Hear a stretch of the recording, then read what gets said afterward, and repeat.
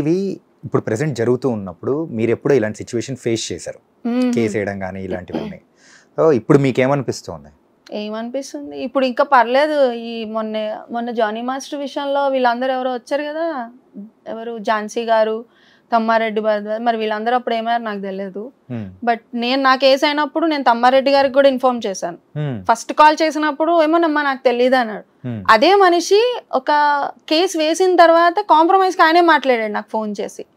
నేను బ్యాంక్ వెళ్ళినప్పుడు అక్కడ నాకు కాల్ వచ్చింది ఈయన దగ్గర నుంచే. అన్న నువ్వే కదా మొన్న నాకేం తెలియదు అన్నావు, నువ్వే మళ్ళీ ఎలా కాల్ చేస్తావు కాంప్రమైజ్ కి అనుకుని. ఏం లేదు సార్ మీరు పెట్టేయండి నేను తర్వాత మాట్లాడతాను. I don't care him. So compromise కోసం వాళ్ళు వచ్చినా కానీ చాలా వచ్చాయండి, ఒకటి కాదు చాలా మంది వచ్చారు, చాలా మంది. ఎందుకంటే నా కేసులో నేను సిఐని సస్పెండ్ చేసిన అదొక కేసు ఉండింది, బ్రైబ్ తీసుకున్నారని. ఇది అడగాలి ఏంటంటే మీరు కేసు పెట్టిన తర్వాత అది ఫోర్జరీ చేశారు అని చెప్పేసి. ఫోర్జరీ ఇప్పటికీ ఉందండి. ఇప్పుడు నేను 2 days లో నాంపల్లికి కూడా వెళ్ళాలి.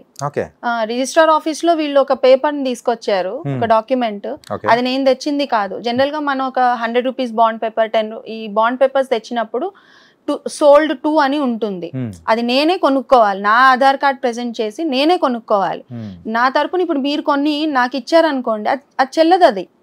సో అక్కడ నా సంతకం పెట్టారు అక్కడ రిజిస్ట్రార్ లో, ఆ సంతకం వేరు, పేపర్ లో పెట్టిన సంతకం వేరు, అన్ని డిఫరెంట్. అసలు నేను ఇచ్చిన ఫార్మాట్ ఏంటి, నువ్వు నా లైఫ్ లో ఇంకొకసారి రావద్దు, నాకేవైతే నువ్వు అమౌంట్ ఇవ్వాలో ఆ అమౌంట్ నాకు తిరిగి ఇవ్వాలి అని చెప్పి ఆ టర్మ్స్ నేను రాసి వాళ్ళకి ఇచ్చే. దీనికి ఓకే అయితే ఐఎమ్ రెడీ ఫర్ కాంప్రమైజ్.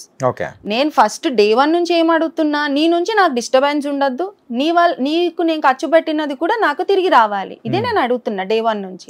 అది నాకు వస్తే నాకు అవసరమే లేదు, I can lead my life. నువ్వేం నాకు ఇది కాదు కదా, సో మూవ్ ఆన్ అని నేను వెళ్ళిపోదామని నేను డే 1 నుంచి నేను ఇదే అడుగుతున్నా. దీది ఇవ్వకుండా వాళ్ళు ఏం చేశారు, రివర్స్ లో రాశారు, ఫార్మాట్ అంతా రివర్స్ లో చేసేసుకొని వాళ్ళకి వాళ్ళు సంతకాలు పెట్టేసుకొని కోర్టులో ప్రజెంట్ చేసుకున్నారు కాంప్రమైజ్. అలా వచ్చింది తనకి బెయిల్. సో ఈయన జైల్లో ఉన్నప్పుడు టు బి ఫ్రాంక్ ఈయనకి రాదు. ఇప్పుడు జానీ మాస్టర్ ఎన్ని డేస్కి వచ్చారు నాకు తెలిసి 20 daysకి ఏమో వచ్చారు. అది కూడా అవేవో రీజన్స్ చెప్పుకొని బెయిల్ పెట్టుకున్నారు, లేకపోతే అది కూడా రాదండి. ఎందుకంటే నేను పెట్టింది రేప్ కేసు 376 పెట్టాను, ఆ తర్వాత కొన్ని నాన్ బెయిలబుల్ కేసెస్ కూడా ఉన్నాయి. సో ఏ కేసుకైనా ఇట్లాంటి ఏమంటారు వేక్ కేసెస్కి బెయిల్ అంత తొందరగా రాదండి. మినిమం 1 week or 15 days తర్వాతనే బెయిల్ వస్తుంది. బట్ ఈయన వెరీ షార్ట్ పీరియడ్లో వచ్చాడు. ఎందుకు ఈ కాంప్రమైజ్ డీల్ పెట్టుకొని వచ్చారు. It's not a compromise deal. నాకు ఈ రోజు వరకు ఏ అమౌంట్స్ నాకు రాలేదు, సింగిల్ రూపీ నాకు రాలేదు. సో ఈ రోజు మీరు ఫైట్ చేసేది దేని గురించి అనుకోవచ్చు? ఒకటి మనీ, ఇంకొకటి ఇతని వల్ల నా కెరీర్ పోయింది, ఆల్రెడీ పోయింది. ఇప్పుడు ఆయన నాకు సారీ చెప్పినా యూజ్ లేదు, బ్లేమ్ అయిపోయాను. నేను కోర్టుకి వెళ్ళక ముందు, కేసు ఫైల్ చేయకముందు నువ్వు చేయాలి ఇవన్నీ చేసేసిన తర్వాత ఇప్పుడు నేను ఎందుకు తగ్గుతా వెనక్కి? కోర్టు నుంచే వస్తాయి నాకు డబ్బులు, రాకపోయినా నాకు పర్వాలేదు, కానీ నేను వదిలేదే లేదు. ఎవ్రీవన్ షుడ్ అండర్స్టాండ్ అండి. ఇప్పుడు నేను ఫస్ట్ బ్లేమ్ తీసుకుంది ఏంటంటే వాడికి పెళ్ళైంది వాడికి పెళ్ళైందని సంగతి వాడికి తెలీదా? నాకు తెలీదు ఫస్ట్. సో నీ ఇంట్లో ఏం జరుగుతుంది, వాడి ఇంట్లో ఏం జరుగుతుందో నాకెలా తెలుస్తుంది? పెళ్ళైందని తెలుసు అండి, పిల్లలు ఉన్నారని తెలుసు, but how healthy they are అన్నది మనకు తెలియదు కదా. నాకు చెప్పింది ఏంటి, రోజు గొడవలు అవుతున్నాయి, మేము ఎప్పుడంటే అప్పుడు బ్రేక్ అవడానికి రెడీగా ఉన్నాం, ఇది నాకు చెప్తున్నది. సో నువ్వు ఇంట్లో ఎలా ఉంటున్నావు, నీ పిల్లలతో ఎట్లున్నావు నాకెలా తెలుస్తుంది? బట్ నువ్వు నీ ఇంట్లో నుంచేగా వస్తున్నావు, నీ గడప దాటే వస్తున్నావు, నీ పిల్లలకి బాయ్ చెప్పి వస్తున్నావు, నీ పిల్లల్ని చూసుకొని నువ్వు బయటకు వస్తున్నావు, నీకు తెలియాలి. అది నాకెట్లా తెలుస్తుంది? తెలిసిన తర్వాత నేను అలర్ట్ అయ్యాను, వద్దనుకున్నా, బట్ నువ్వు వదలలేదు కదా. సో ఇవన్నీ బయట వాడికి ఎందుకు? వాడికి కావాల్సిందల్లా వాడు ఏదన్నా ఒకటి మాట్లాడడానికి నోరు ఓపెన్ ఉండాలి అంతే. వాడు ఇష్టం వచ్చినట్టు మాట్లాడతాడు. అవన్నీ నేను తీసుకోలేను కదా రెడీగా. సఫర్ అయింది నేను, ఇదే సఫర్ నువ్వు బ్లేమ్ ఫేస్ చేయి.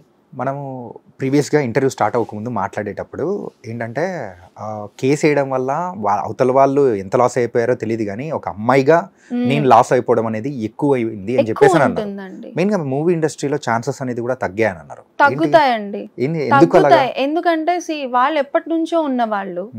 సో వాళ్ళకున్న సర్కిల్తో పోలిస్తే నాకున్న సర్కిల్ చాలా తక్కువ. నేను వచ్చి ఈ 10 ఏళ్లలోనే, ఈ 10 ఏళ్లలో కూడా ఈ 5 yearsలోనే నేను ఏదైనా కొంచెం పుల్అప్ చేసుకున్నా. శ్రీసుధ ఎవరు అంటే తనకు ఇది, తను అలా చదువుకుందో, ఇట్లుందో అట్లుంటది. నాకున్న సర్కిల్ కూడా తక్కువ ఉంటుంది, డామినేటెడ్ సర్కిల్ కాదు అది, ఫ్రెండ్లీ సర్కిల్ ఉంటుంది. బట్ అతనున్న సర్కిల్ ఏంటి, డామినేటెడ్ సర్కిల్ ఉంటుంది. సో అతను చెప్తే ఆగిపోయే డైరెక్టర్స్ ఉంటారు, ఫ్రెండ్లీ సర్కిల్ ఉంటుంది. ఆ ఫ్రెండ్లీ సర్కిల్ ఎలా ఉంటుంది, ఇప్పుడు 20-30 ఏళ్ల నుంచి వాళ్ళు ఫ్రెండ్స్గా ఉంటారు.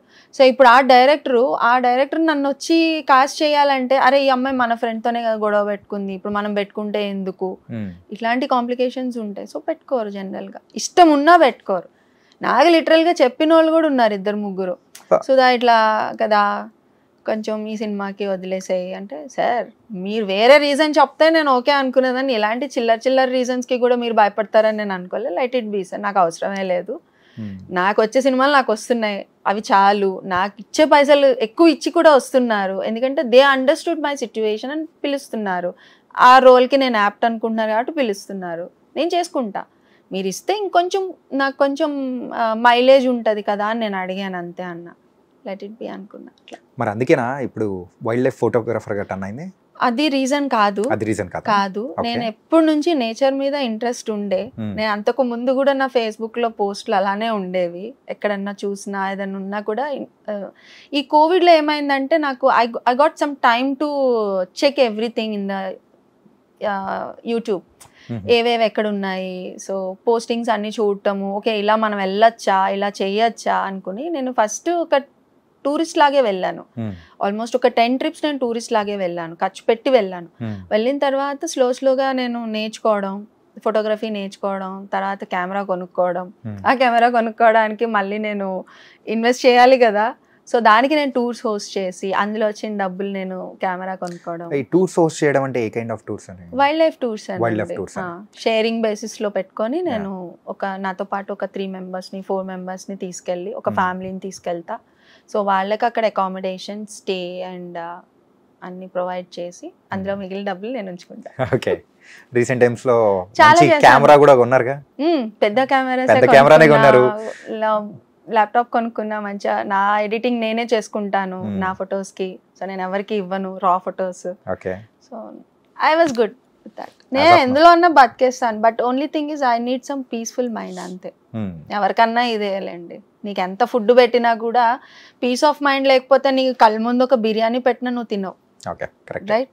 నువ్వు హ్యాపీగా ఉంటే కూడా నువ్వు ఆ బిర్యానీ కూడా నీకు ఎక్కువ తినబుద్ధి కూడా కాదు, you are good with that, you know need also, నీకు ఫుడ్ కూడా అవసరం ఉండదు ఒక్కొక్కసారి.